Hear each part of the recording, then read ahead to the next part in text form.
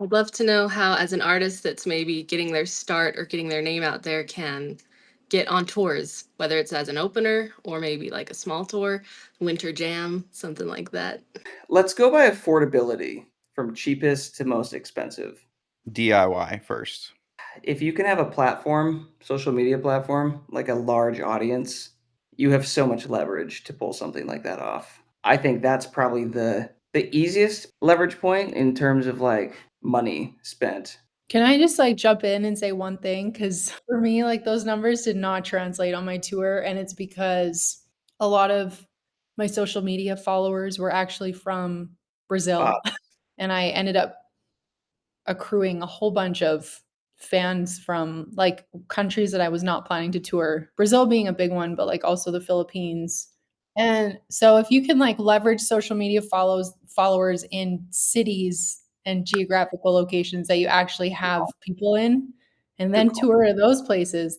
In the Christian music scene, it seems like Instagram is one of the highest priority social medias from what we've talked to with other artists, where it's like if you can get that to hit with real fans and then like actual real fans in places that tour in the US, like that's probably the highest leverage point. But now you got to go back to the whole strategy of how do I get my social media pop off? How do I build an authentic fan base? So it's probably the cheapest from a money standpoint, but it's going to cost you time and attention and like probably a lot of commitment to I make that. think there are different levels based on, I guess, your overall popularity. Level one would be everything DIY. Like you're the one that's like booking all of your own shows, and your only real shot, I would say, is if you don't have a large following on, let's say it was Spotify or social media, ideally combined.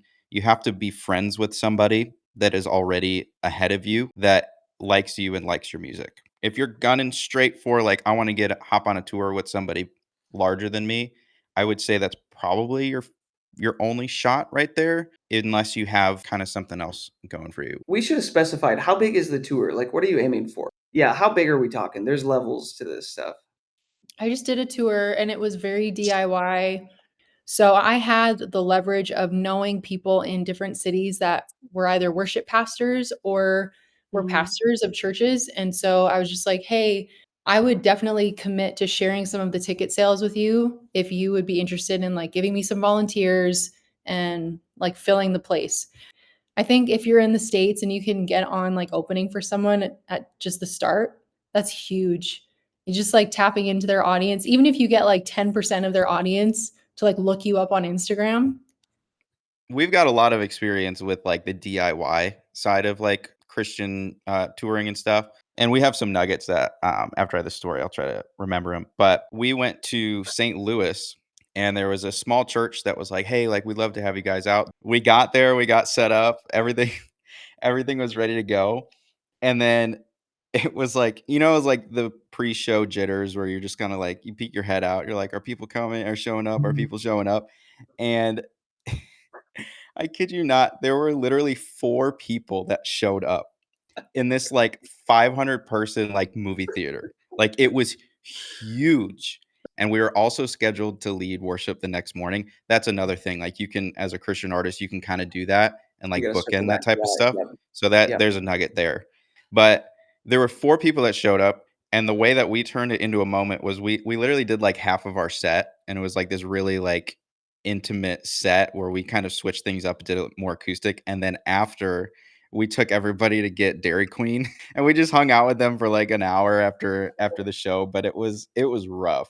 But, yeah, one of the nuggets was if you're also a band that and you're willing to lead worship and you're trying to do it yourself, chatting with the church and, like, doing, like, a Saturday night concert and then a Sunday morning where you, like, come in and you guest worship lead, like, that's a real thing, and so that's another way that you can provide some more value to the church that you're playing at. Typically, in those scenarios, what you're going to try to do is you're going to reach out to a million different churches.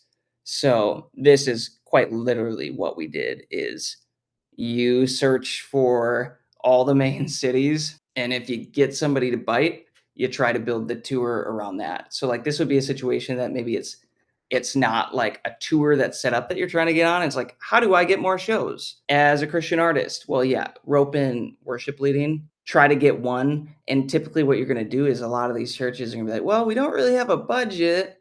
It's like, okay, what if we do the night one and I lead Sunday morning, would you do a free will offering that then the congregation can donate? While Joey was doing that, before I was actually touring with Mass Anthem, I was on the other side. So I was road managing, tour managing for a group called Citizen Way, and they're like a bigger like Christian radio group. And then I was also working for their booking agency as well at that time, GOA, the Greg Oliver agency. Our only job was to book tours and design tours and get our roster out and jump on calls with these people and these promoters and try to sell them and everything. But there were events where like people didn't show up.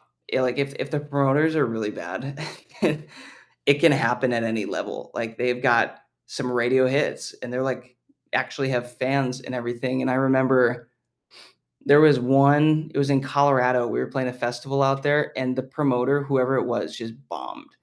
Hey, quick question. Are you making music or are you building a career? Because those are two very different things. Inside the Anthem Network, we teach you how to do both. Links below.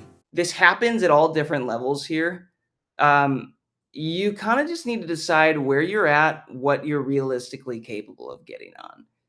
You know, dude, even back in the day with like Mass Anthem, it's still pretty big with like a couple 100,000 monthly listeners on Spotify, and like Facebook was popping with fans and everything. But like the tours were still a struggle to get on. You guys ended up getting on the Sanctus tour. What was that about? Oh, that's a great segue. That's a great segue. So the next level would be if you don't necessarily have the radio hit or the giant, following or the listeners quite yet. The next level above that would be find a manager that has a specific skill and connections with other managers. So a lot of managers, if they're good and they've been around for a while, they know other managers in the space. And so they can actually vouch on your behalf to figure out these types of tours. So that's what happened with Mass Anthem and Sanctus Real. What ended up happening was this was maybe a few years later after that 4-person show or whatever. So we signed on with a manager and they had some connections with Sanctus Real's manager, booking agency. And also this is another nugget here too. And this also ties into Winter Jam. There's actually a thing going on with Compassion when they partner with Winter Jam. And there are other companies out there, nonprofits that support, they do the same type of thing as Compassion all over the world. And so we were partnered, I believe it was with One Child Matters. And so Sanctus Real was also partnered with them as well. And so that's a whole different. So they set up that. It's kind of weird to think about it that way because it's like some of it's like, it's obviously ministry, but there is a thing where it's like for every kid that gets sponsored, the band that is representing that show or that tour gets a cut of that.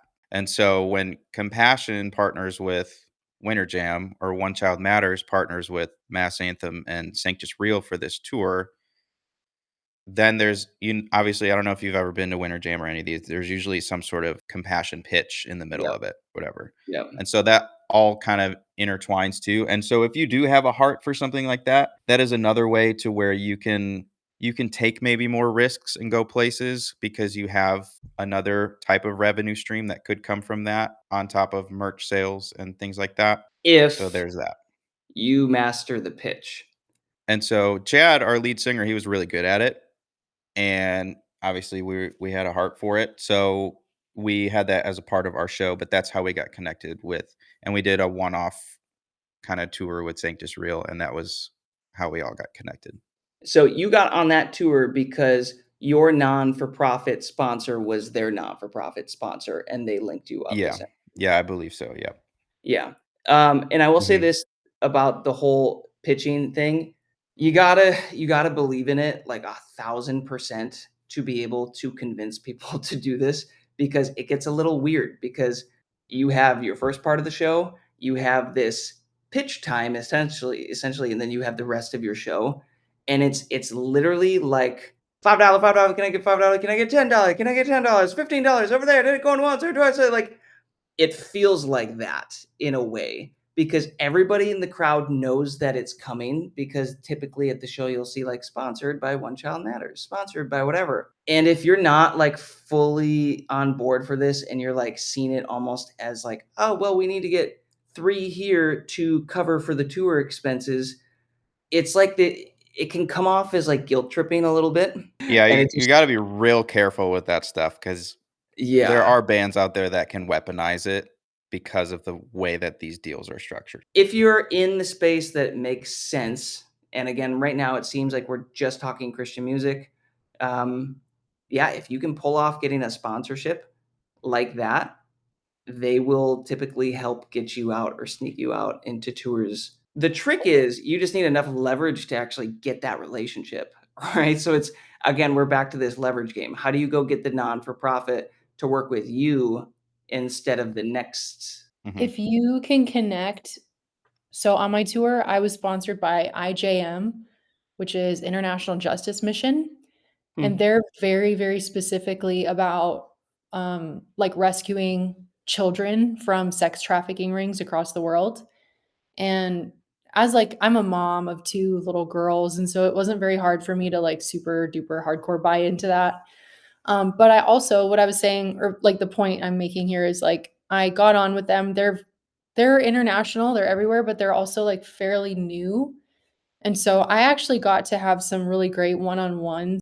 I used my song Sunshine and Rainbows as a segue into the pitch, and it was like the coolest transition that people were just like on the edge of their seat. Even like at the night where we had 40 people, we still had 10 people that donated. That's crazy. But it was Really? like, that's a huge number for 40 people. I don't know what, like, it was just the idea of like finding maybe a not-for-profit, like if compassion, I feel like can be kind of oversaturated, and like World Vision is really oversaturated. But like if you can find one that is small enough and almost niche enough that you find something within it that's, you know, really easy to identify with, you can like make some really great partnerships. Before you head out, if that session gave you just one good idea, imagine what'll happen when you're actually in the room with us every week. That's what the Anthem Network is all about. Artists connecting, getting real-time feedback, and taking action together. You can join right now with a 7-day free trial and be part of the next live call for free. Don't just watch other artists grow with them. Click the link in the description and we'll see you on the next call.